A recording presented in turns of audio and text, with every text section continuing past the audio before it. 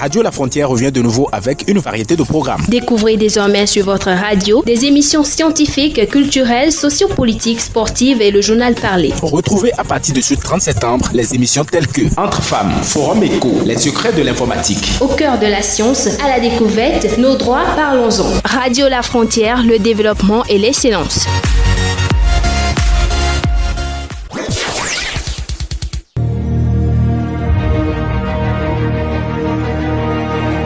La revue des titres.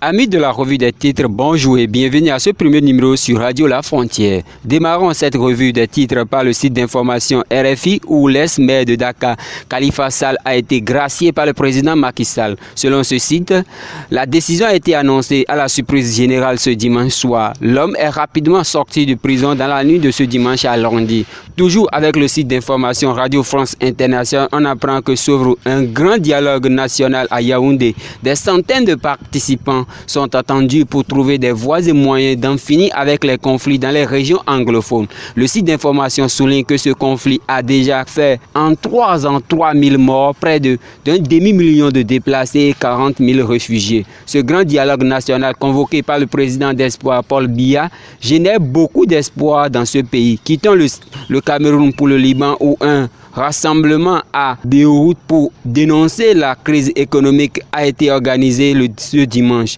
Un rassemblement pour montrer leur colère contre la classe politique qui accuse de corruption et de dilapidation des fonds publics. Cette explosion de colère intervient dans un contexte de crise économique et financière sans précédent depuis plus de 25 ans. Selon le site d'information du Bénin Banouto, la Direction générale de l'enseignement supérieur a rendu publique la liste des bacheliers boursiers au titre de cette année académique. Toujours avec le même site d'information, en session ordinaire, le Conseil des ministres a décidé de la radiation de 5 agents des douanes béninois. Selon le site, les agents des douanes ont été radiés par le Conseil des ministres rendus coupables de fautes professionnelles graves et notamment des faits de déclaration non conforme ayant occasionné un important manque à gagner pour les caisses du trésor public. Terminons cette revue par le site d'information Bénin Web TV qui annonce que le délai accordé par la Cour africaine sur le dossier Adjavon a expiré. Rappelons que cette décision accorde plus de chance à l'homme d'affaires Sébastien Adjavon.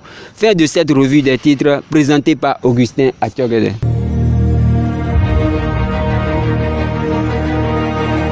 La revue des titres.